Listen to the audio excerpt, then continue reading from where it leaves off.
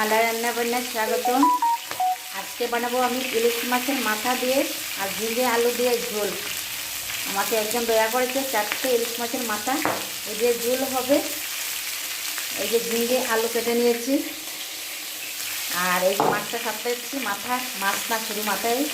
দেখতে থাকুন আমি কী করে তরকারিটা রান্না করি। এরকম করে রান্না করে খাবেন, দেখবেন অনেক ভালো লাগবে। পাতলা করে পাঁচফোড়ন দিয়ে রান্না করবো। দিয়ে দিলাম মশলা,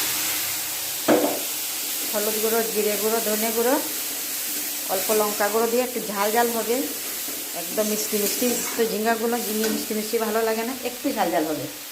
এই দেখুন দেখুন মশলাটা কি সুন্দর হয়েছে, কালারটা। দেখতে থাকুন পুরো ভিডিওটা। অবশ্যই লাইক করবে, কমেন্ট করবে, শেয়ার করবে, আমার পাশে থাকবে। ভুল হলে ক্ষমা করবে বন্ধুরা। দেখুন বন্ধুরা কালারটা কি সুন্দর হয়েছে। এখন আমি ঝোল দিয়ে দেবো। গরম জল হয়ে গেছে, উপকার হয়ে গেছে আমার ঘরটা। কেন? বিড়ালের জন্য আমি দরজা জানালা সব